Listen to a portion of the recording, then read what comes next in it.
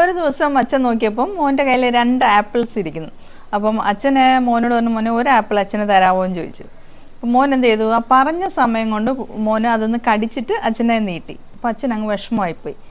അപ്പം അന്ന് ആ ഒരു കാര്യം അടുത്ത ആപ്പിൾ ചോദിക്കാം എന്ന് പറഞ്ഞപ്പോൾ ചോദിക്കുന്ന സമയം കൊണ്ട് തന്നെ അതും കുഞ്ഞ് കടിച്ചിട്ടാണ് കൊടുക്കുന്നത്.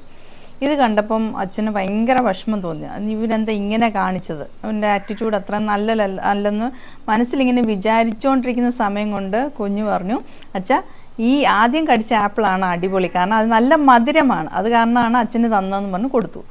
ഇത് പറയുന്നത് കേട്ട് അച്ഛൻ്റെ കണ്ണിൽ കൂടെ വെള്ളം വരാൻ തുടങ്ങി. ഇത് നമ്മുടെ വീട്ടിലും പലപ്പോഴും നടക്കുന്ന കാര്യങ്ങളാണ്. നമ്മൾ ഓൾറെഡി ഒരു മനുഷ്യനെ മുഴുവനായിട്ട് അറിയാതെ തന്നെ നമ്മൾ ജഡ്ജ് ചെയ്യുന്നൊരു സ്വഭാവം നമ്മൾ പലർക്കും ഉണ്ട് അല്ലേ. ഇതുപോലെയാണ് പലപ്പോഴും നമ്മുടെ ലൈഫിലും നമ്മൾ പലപ്പോഴും പല മനുഷ്യരെയും മുഴുവനായിട്ട് അവരെ മനസ്സിലാക്കുക നമ്മൾ ജഡ്ജ് ചെയ്യുന്ന ആൾക്കാരാണ്. ഇവിടെ നടന്നത് അതുപോലെയാണ്.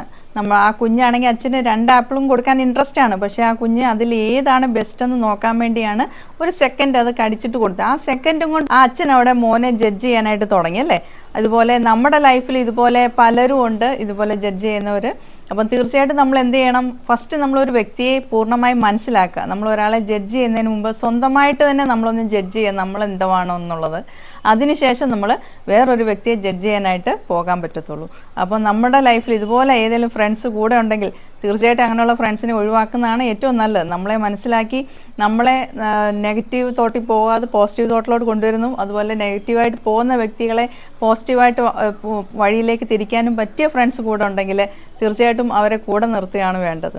അപ്പോൾ ഈ സ്റ്റോറി നിങ്ങൾക്ക് ഇഷ്ടപ്പെടുകയാണെങ്കിൽ ഫ്രണ്ട്സുമായിട്ട് ഷെയർ ചെയ്യുക. Be happy for ever.